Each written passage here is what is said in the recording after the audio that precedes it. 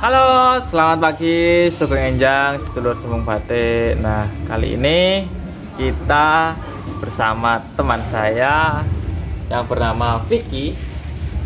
Nah, ini juga teman saya di kampus. Tapi kalau dia versi yang lulus, kalau saya enggak. Sebenarnya lulus semua, cuman sertifikatnya aja yang beda.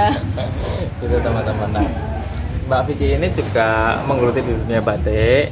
Nah, saya kan kalau di sini batiknya ke arah mungkin ke arah fashion, ke arah sandang lah. Kalau Mbak Vicky ini mungkin agak sedikit beda. Kadang mereka juga ke arah yang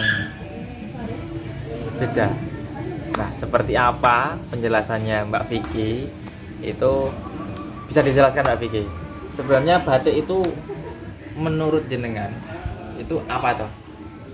Sebenarnya batik itu adalah media ya, maksudnya di karya, di proses pembuatan karya itu kan ada yang medianya kertas, ada yang medianya kain, ada yang medianya batu, ada yang medianya kayu, dan batik itu adalah salah satu media, tempat dan wadah untuk kita menuangkan ekspresi kita tentang suatu hal, topik atau ide seperti itu yang dituangkan dalam selembar kain yang di situ ada filosofinya, ada maksud dan tujuan kita membuat karya itu, ada kesulitannya, terus proses-prosesnya yang panjang seperti itu. Cuman kan kalau misal di batik ini pada umumnya itu kan berpatokan untuk fashion ya gitu kan. Tapi sebenarnya batik itu bisa loh sangat ekspresif. Jadi apa hal yang ada di pikiran kita tentang kegelisahan kita dan lain-lain itu bisa dituangkan dengan sangat santuy gitu, kayak gitu Mas. Jadi lebih ke arah fleksibilitas ya. Jadi kalau saya kan merasa gini, sebenarnya batik itu saya itu bingung apa tuh arti sebuah batik. Kalau saya menganggap batik itu adalah sebuah perjalanan hidup. Dalam arti secara konsep lebih dalam lagi, karena batik itu tidak hanya teknik, tapi sudah ke arah proses kehidupan manusia yang dari zaman dulu sampai sekarang. Mungkin kalau dilihat dengan metodenya mungkin sangat berbeda, tapi dengan adanya konsep itu menjadikan suatu tonggak utama bahwa batik itu harus ada di Jogja. Nah, karena saya rasa saya orang Jogja, saya hidup di Jogja, saya pengen jangan sampai batik itu cukup sampai di sini, harus ke proses selanjutnya, proses pewarnaan selanjutnya seperti itu. Jadi lebih ke arah proses kehidupan sih. Itu benar banget sih, karena kalau misal diruntut dari sejarah gitu ya, kita tuh ada sejarah dari A, B, C, D, tapi kenapa sih batik hanya bergelut di kain panjang seperti itu? Padahal generasi muda itu banyak loh idenya itu yang dia nggak hanya akan memikirkan untuk kain panjang, tapi dia bikin yang kecil-kecil yaitu untuk ikonik, yaitu bisa untuk souvenir dan lain-lain. Karena kalau misal untuk kain panjang kan kadang-kadang orang berpatokan ini hanya untuk jari, padahal enggak. Batik itu sangat fleksibel. Kamu mau dijadiin kayak sarung bantal dan lain-lain itu boleh, dan nggak harus dalam ukuran size yang gede kayak itu enggak. Dan media ekspresi yang kayak batik lukis kayak itu juga bisa banget kayak itu. Karena kalau nggak ada perubahan, nggak ada perkembangan, itu seolah-olah batik itu nggak punya histori, karena hanya dari dulu sampai sekarang hanya kain panjang. Nggak gitu, karena kita yang muda ini tuh pengen batik itu bisa loh menyentuh di kehidupan seniman-seniman muda seperti itu. Karena kan sekarang banyak platform itu yang kayak ukuran 1x1 yang seperti media sosial Instagram dan lain-lain kayak gitu kan. Jadi batik sangat fleksibel sih untuk berkarya seni. Oke.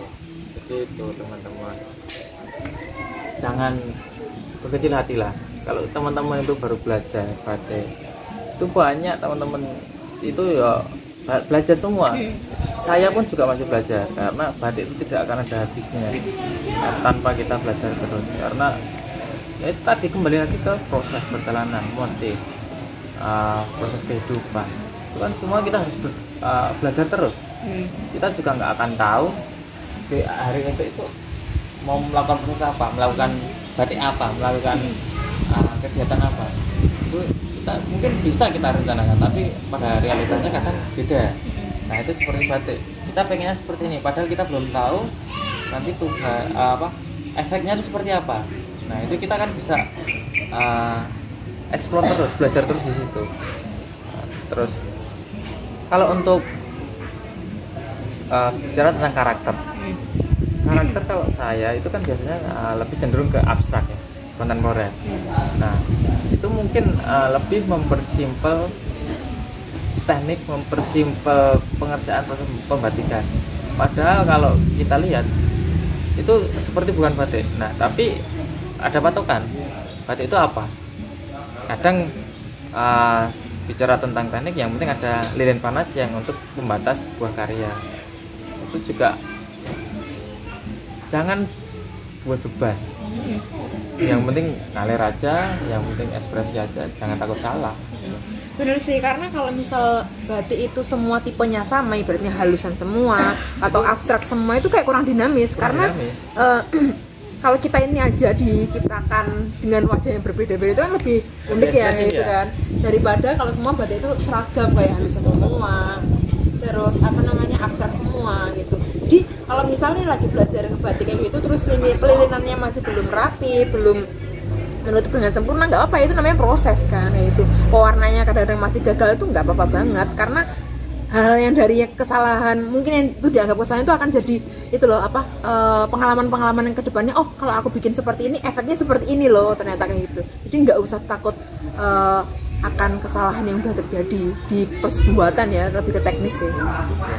Oke teman-teman, jadi seperti itulah kacamata kita berdua ini mungkin pelaku batik, sama-sama pelaku batik, sama-sama kita satu angkatan juga. Nah tapi kita genrenya berbeda.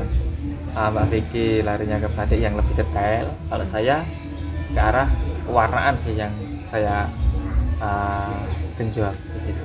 Walaupun dengan teknik pewarnaan yang saya genjot tidak menutup kemungkinan juga kita bisa saling bertukar karakter. Walaupun saya bisa membuat batiknya Mbak Vicky bisa bikin batik saya itu, tapi perasaan hati seseorang itu pasti akan beda, merasakan ini saya nggak ada di sini gitu kan, pasti ada seperti itu.